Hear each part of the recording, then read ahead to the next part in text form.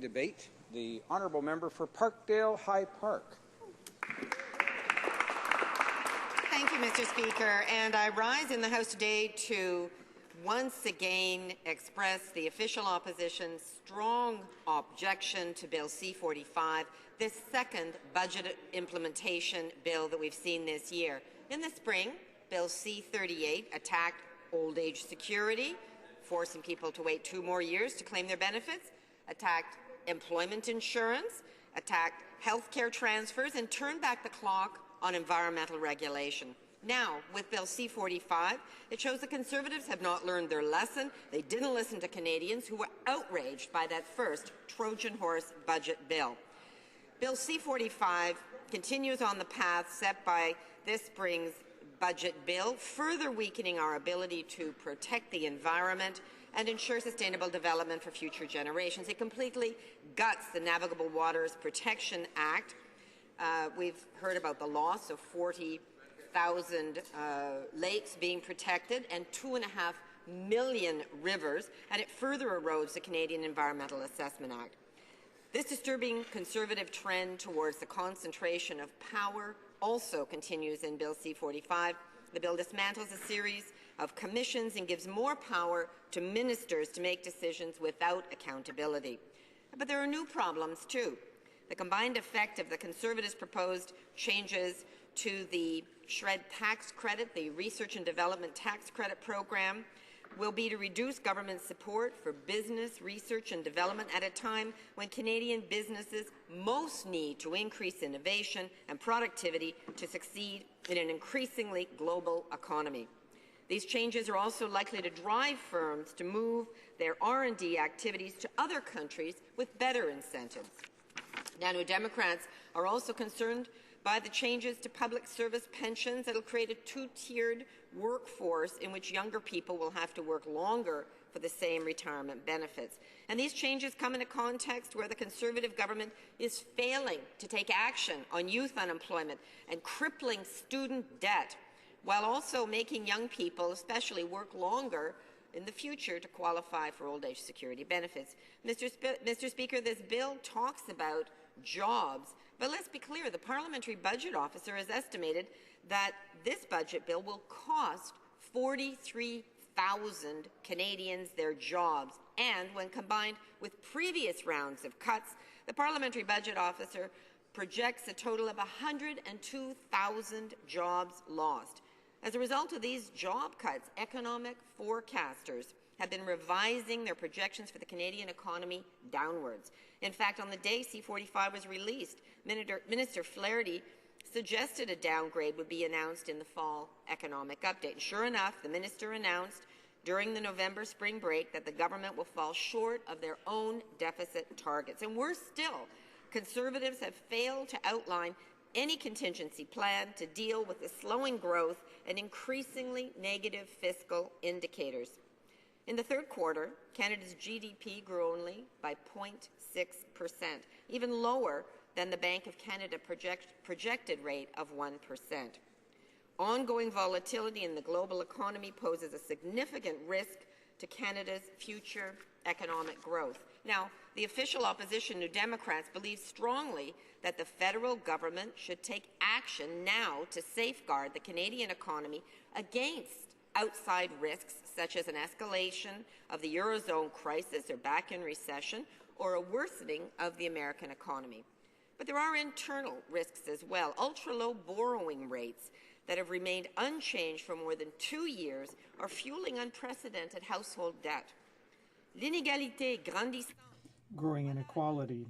Now, this is one of the biggest challenges that this country must take up.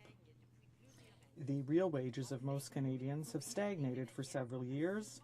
In fact, the average income of Canadians has increased only 5.5% over a period of 33 years.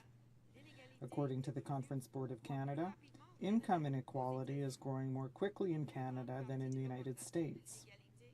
And a large part of the increase in this inequality is due to an increase in income of the richest 1% of the population.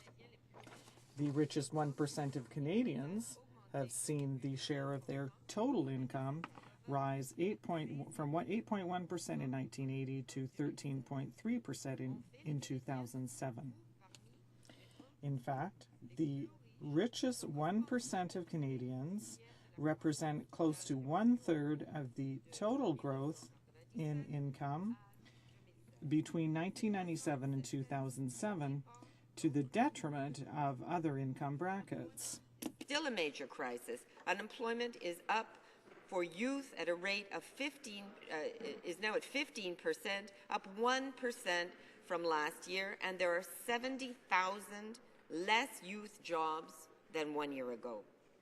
Food bank use increased again last year and is up 31% compared to pre-recession levels of use. Nearly 1 in 5 food bank users is currently or was recently employed, and that's from the Food Banks of Canada. In 2009, a report from the UN Rapporteur for Adequate Housing found that Canada has been lagging in its commitments for social housing and to end homelessness. With 3 million Canadians living in housing insecurity, Canada remains the only G8 country in the world without a national housing strategy. Now, unfortunately, Mr. Speaker, the Conservatives are focused on austerity measures that will act as a further drag on our economy. Multiple witnesses confirmed at the Finance Committee that C45's proposed changes to the SHRED tax credit, to the SHRED program, would kill jobs and hinder innovation. That is a key factor in economic growth. Even worse, innovation is the best solution to Canada's 2-decade-long productivity slump, and the cuts to SHRED will only further weaken Canadian productivity growth. And that's not just New Democrats saying that. Let's hear from Warren Everson of the Canadian Chamber of Commerce, who confirmed at the Finance Committee, and I quote, "The Budget 2012 decision to cut a quarter of the SHRED tax credit was, in our opinion, a step in the wrong direction," end quote. And let's hear from Martin Lavoie of the Canadian Manufacturers and Exporters, who raised a similar concern with the Industry Committee this November, and I quote, "Thus far, $633 million will be withdrawn and $333 million re-injected annually. That's a ratio of 2 to 1. Will other measures eventually be announced? I don't know, and we can't rely on that. What we're also hearing from our members is that we cannot base our future investments on what we do not know. What we do know is that the SHRED will be reduced.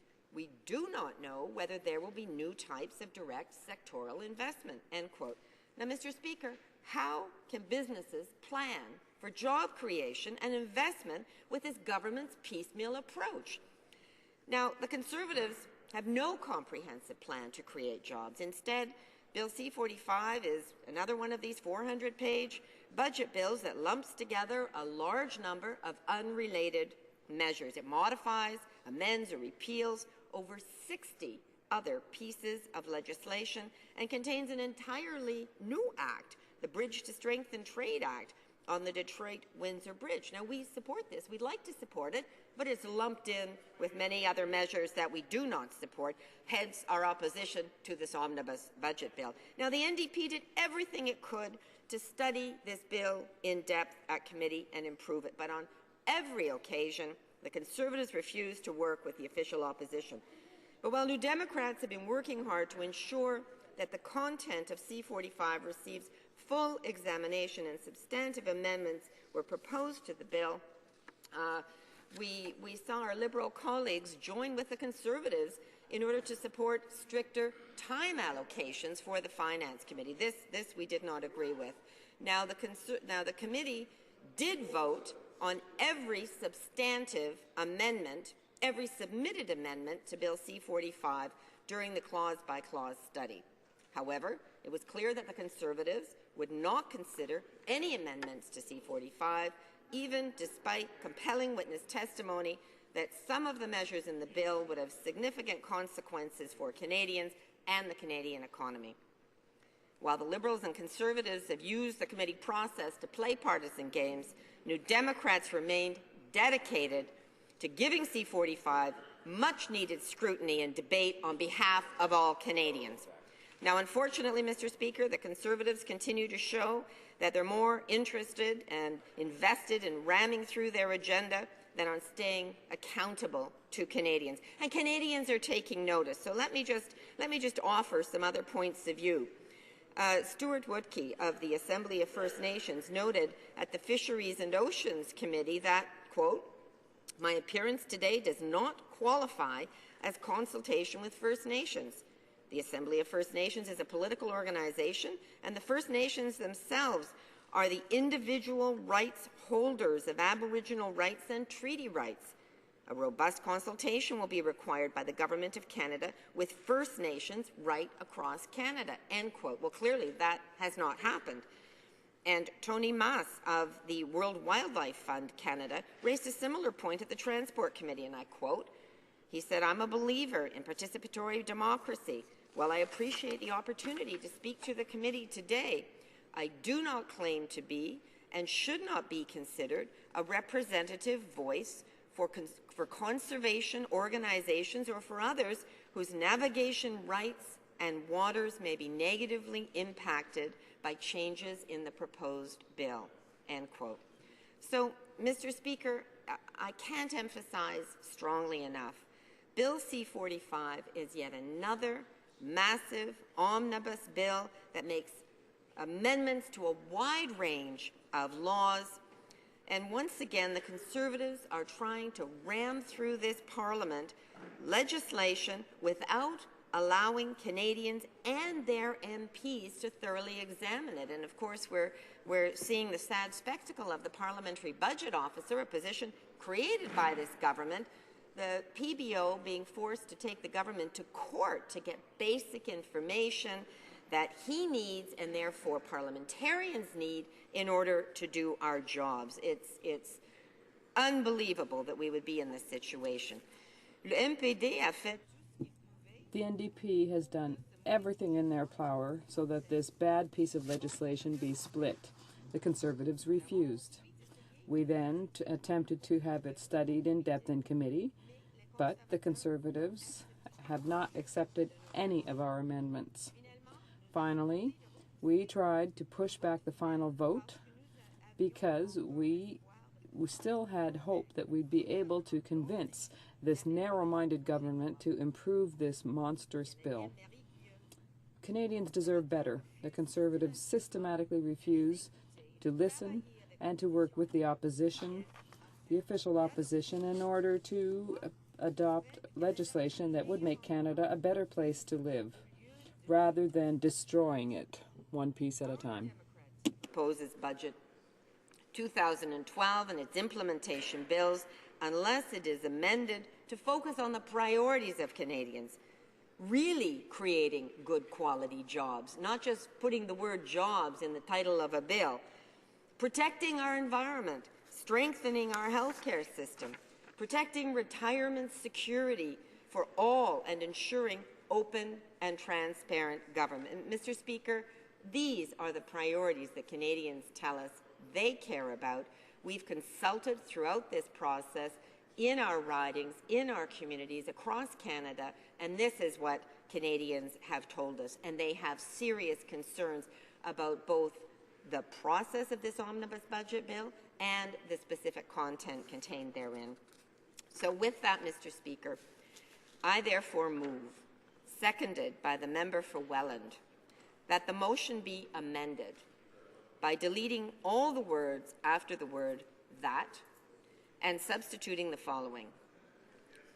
Quote, "This House declined to give third reading to Bill C45, an act to implement certain provisions of the budget tabled in Parliament on March 29, 2012, and other measures because it, A, weakens Canadians' confidence in the work of Parliament, decreases transparency, and erodes democratic process by concentrating changes to over 60 pieces of legislation in one omnibus 400-page bill under the guise of a budgetary bill.